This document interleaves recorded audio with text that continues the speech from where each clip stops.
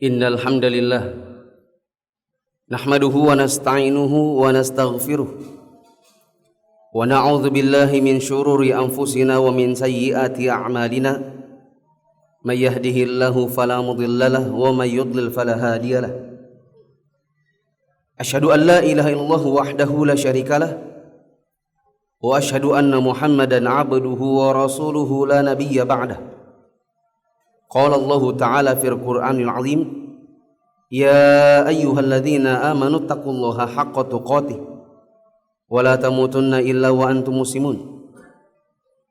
Ya ayyuhan nasu taqu rabbakumul ladzi khalaqakum min nafsin wahidah wa khalaqa minha zawjaha wa batha minhuma rijalan katsiran wa nisaa'a wattaqullaha alladzi tasaaluna bihi wal arham innallaha kana 'alaikum raqiba.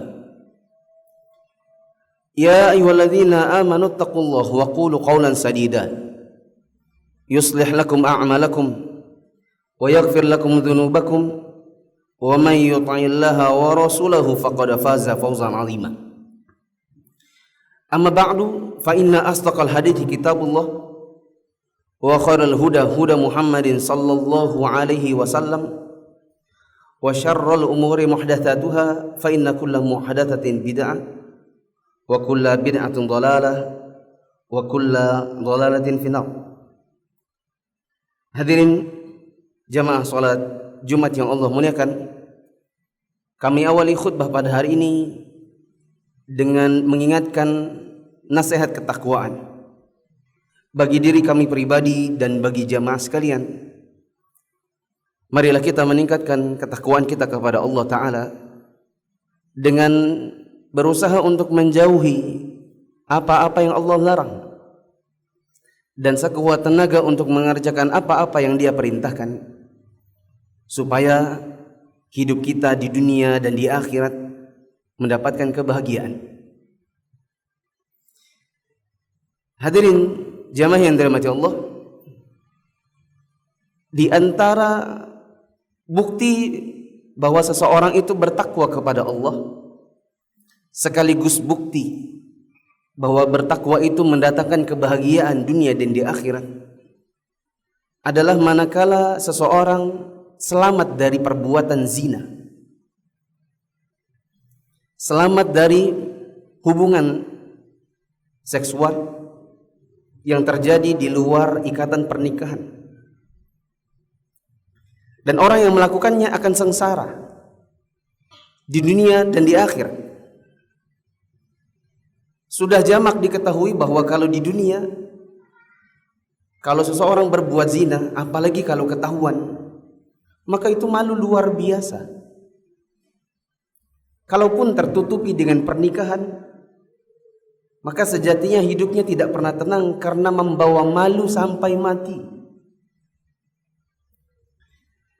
Syukur-syukur kalau dia sudah bertaubat. Kalau dia tidak taubat, maka dia akan lebih sengsara lagi di hari kiamat. Di dalam kuburnya dia akan dibakar.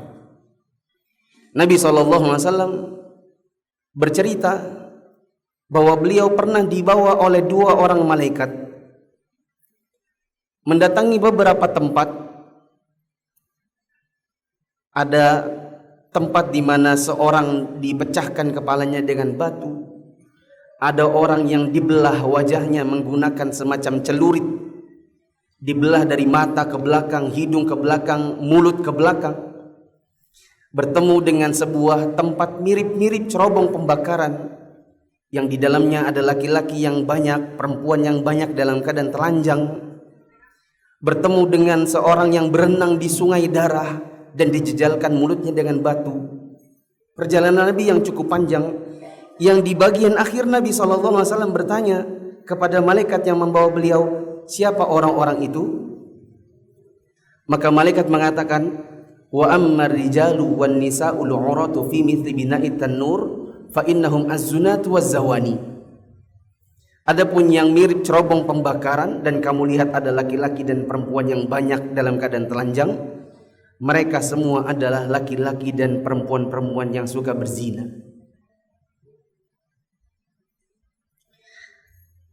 Itu dalam kubur. Adapun nanti di hari kiamat bertemu dengan Allah, maka Allah mengatakan walladzina la yad'una ma'allahi ilahan akhar wa la yaqtulun nafsal lati harramallahu illa bil haqq wa la yaznun. Dan orang-orang yang tidak menyembah Allah, yang tidak menyembah yang selain Allah, dan orang-orang yang tidak membunuh kecuali dengan alasan yang dibenarkan dan tidak berzina. Kemudian apa kata Allah? Wa may yaf'al dzalika yalqa athama yudha'af lahu al'adzabu yaumal qiyamati wa yakhlud fihi muhana. Adapun yang melakukannya, di antara yang disebutkan tadi adalah berzina, maka dia akan menanggung akibatnya, dan Allah akan lipat gandakan azab untuknya di hari kiamat, dan dia di sana dalam keadaan hina dina. Maka siapa yang selamat dari perzinahan, tenang hidupnya di dunia, tenang di akhirat. Adapun yang melakukan perzinahan, malu di dunia sampai matinya, apalagi kalau ketahuan keluarganya, lebih malu lagi kalau ketahuan oleh anak-anak dan cucunya. Misalnya ketahuan tanggal pernikahannya dengan brojol anaknya, kok cuma 4 bulan, 5 bulan. Itu malu luar biasa. Tambah malu lagi kalau misalnya bapaknya ustadz. Dan yang jelas di hari kiamat dia akan mendapatkan siksa bila dia mati dalam keadaan belum bertaubat. Maka siapa yang sudah pernah berzina, pernah terjatuh ke dalamnya, hendaklah bertaubat dan minta ampun kepada Allah. Dan tutupi, tidak boleh diceritakan kepada siapapun. Apalagi bujang mau nikah, jangan pernah Anda ceritakan. Karena diceritakan toh nggak ada manfaatnya, dan pernikahan Anda pasti akan tertunda-tunda. Simpan manakala Allah sudah menutupi aib itu dari orang lain. Jemaah yang dirahmati Allah, kita perlu mengetahui kenapa orang-orang berzina. Dan ini penyakit bukan baru tahun-tahun ini. Tahun-tahun ini adalah penyakit baru, yaitu nggak ada yang nanya, ngaku-ngaku zina. Kehilangan rasa malu. Ini penyakit baru di tahun-tahun ini, tahun-tahun pandemi, di mana orang mulai melek YouTube. Oh, YouTube kalau dimonetize, banyak viewernya, banyak followernya, nanti bisa dapat duit. Nggak punya kreativitas, nggak punya ide, nggak punya karya, akhirnya bongkar aib. Ini penyakit baru di zaman sekarang. Adapun di zaman dahulu kita belum mengerti media sosial, maka orang banyak berzina dan masih menutupinya. Tapi sampai sekarang perbuatan ini terus ada. Jamaah yang dirahmati Allah, kenapa orang berzina? Sebab paling utama adalah karena kurang pendidikan agama. Bapak ibunya nggak ngajarin. Kenapa bapak ibunya nggak ngajarin? Karena bapak ibunya adalah produk kakek neneknya. Kakeknya nggak ngerti agama, maka bapak ibunya nggak ngerti agama. Bapak ibunya nggak ngerti agama, nggak ada yang bisa dia tularkan kepada anak-anaknya. Atau bisa jadi juga bapak dan ibunya adalah pezina dulunya. Jadi kalau mau ngomong tentang berzina, kok kayaknya malu sama diri sendiri. Sebagai contoh, bapak ibu tidak menanamkan agama. Misalnya anak sudah mulai haid, tidak disuruh berjilbab. Kenapa? Ya karena memang mamanya juga sama. Bahkan sebagian orang tua begitu bodohnya, ketika anak perempuannya mulai kalau mau pergi sekolah dibonceng laki-laki, pulangnya agak tengah malam, setengah 12, jam 12. Nggak ada tuh pertanyaannya, dari mana kamu? Kalaupun nanya, mukanya nyantai, dari mana? Seolah-olah perempuan keluar malam setengah 12, jam 12 baru pulang itu biasa. Kalau orang tua yang benar itu nanya, sambil ada kelihatan ketus dan ada kelihatan marah, dari mana? Anaknya disuruh berjilbab, karena jilbab itu lebih menjaga, meskipun tidak jaminan, tapi lebih menjaga. Lebih ada benteng begitu loh. Anaknya pakai rok span, dibiarinkan saja. Rok di atas, nggak usahlah di atas paha. Yang jelas terbuka betisnya, dibiarkan. Oh, anaknya disuruh berjilbab tapi bawahnya legging, ketat, belahan bokongnya kelihatan, dibiarkan.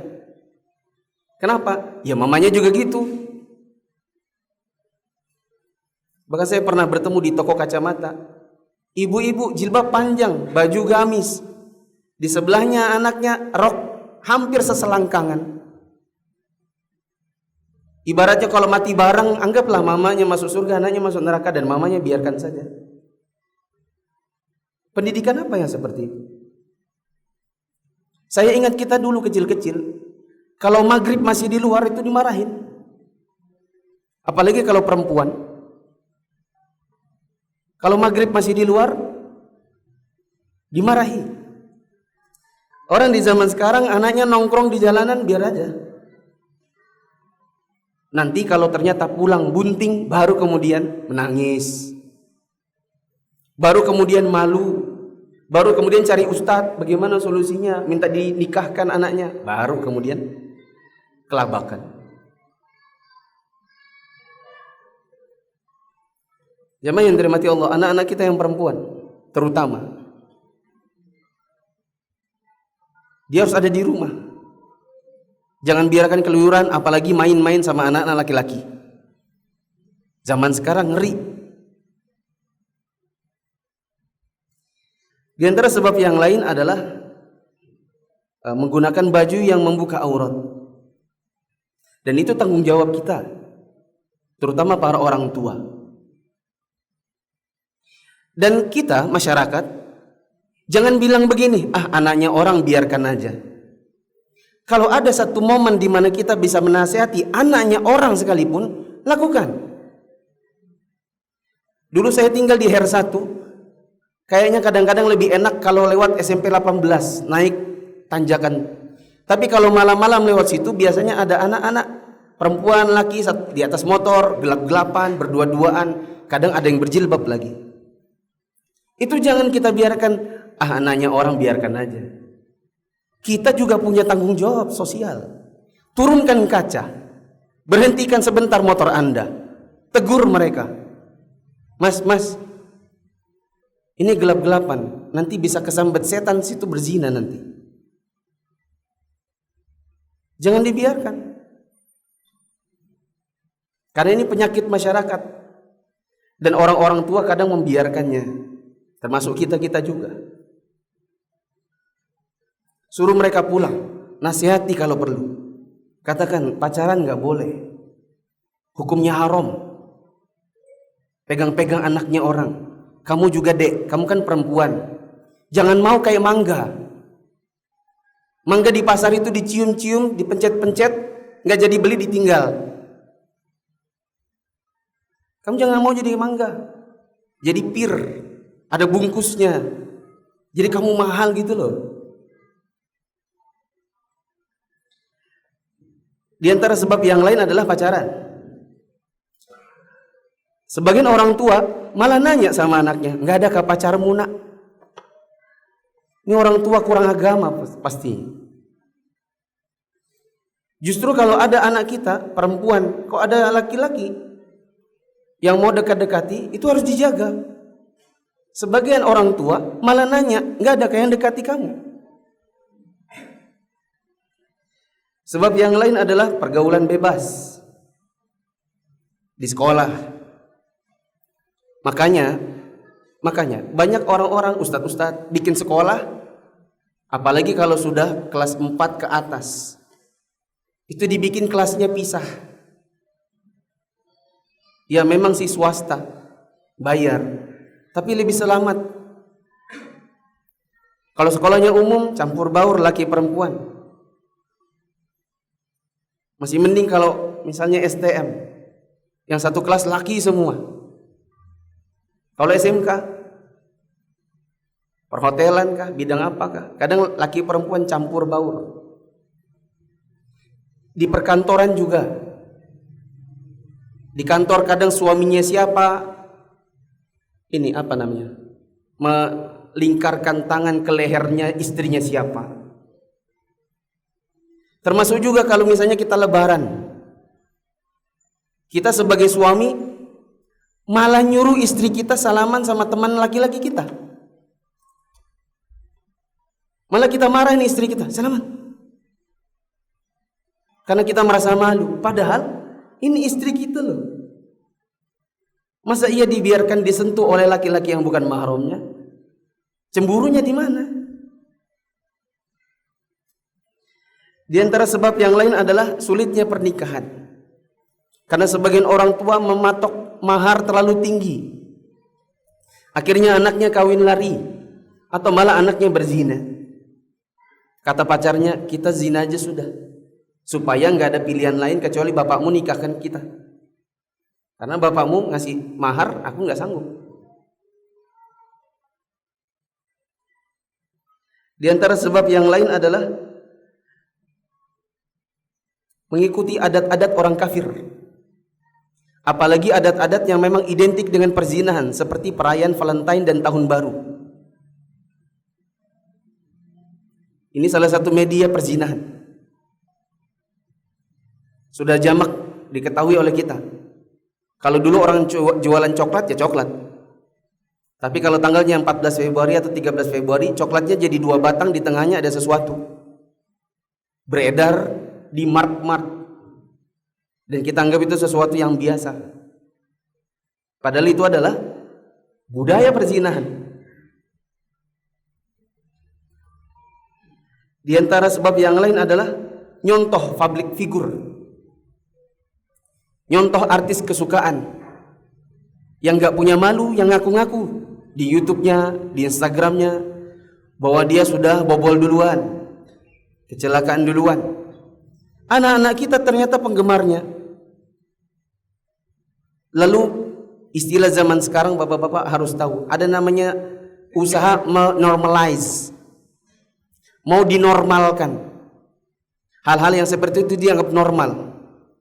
Contoh, ada kereta api atau itu mungkin pesawat, yang jelas kendaraan, di tempat di atasnya itu ada tempat bagasi di atas kepala, dipasangi poster-poster LGBT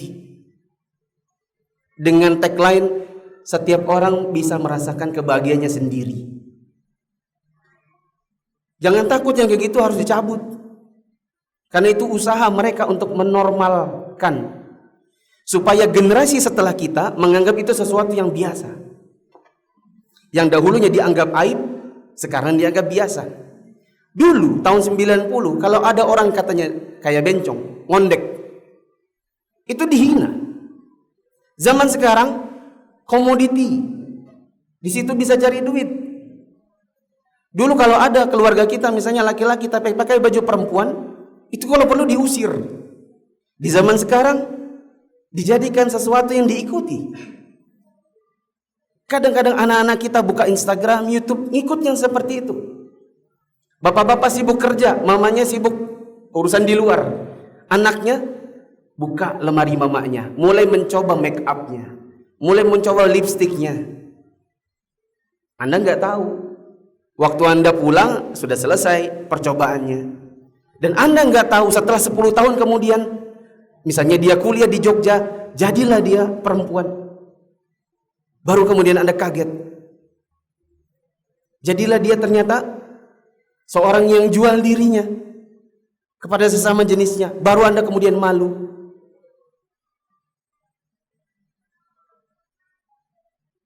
Dan media-media seperti itu harus dibatasi dari anak-anak kita. Cuma memang kadang-kadang kitanya juga nggak mau repot.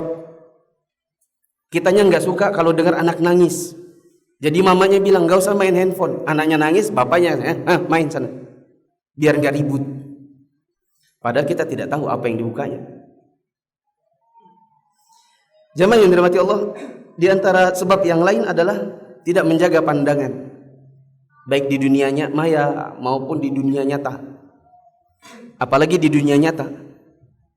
Di zaman sekarang, kalau dulu mungkin hanya Jakarta, sekarang di Balikpapan berapa banyak orang keluar dari rumahnya pakai tank top, pakai BH biasa aja. Kemarin kita makan di restoran, maksudnya makan di tempat makan lah, intinya begitu. Istrinya pakai BH, masuk di restoran umum.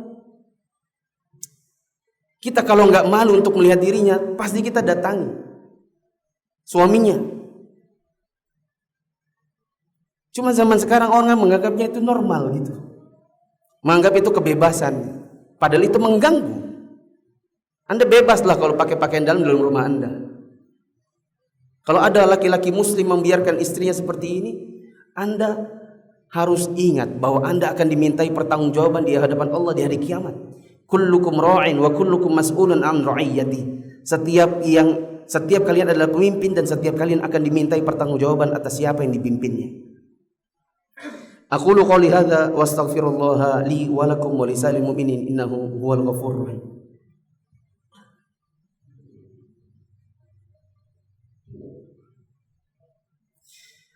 Alhamdulillahi wa kafa wa salatu wa salamu ala rasulillahi mustafa wa ala alihi wa ashabihi wa man iqtafa.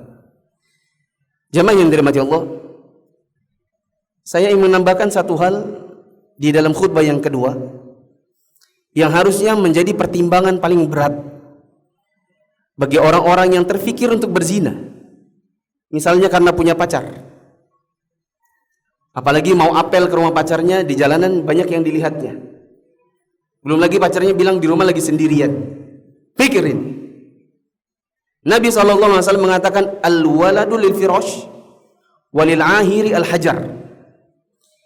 Nasab anak itu bagi pemilik ranjang yang sah, sedangkan yang berzina dikasih batu.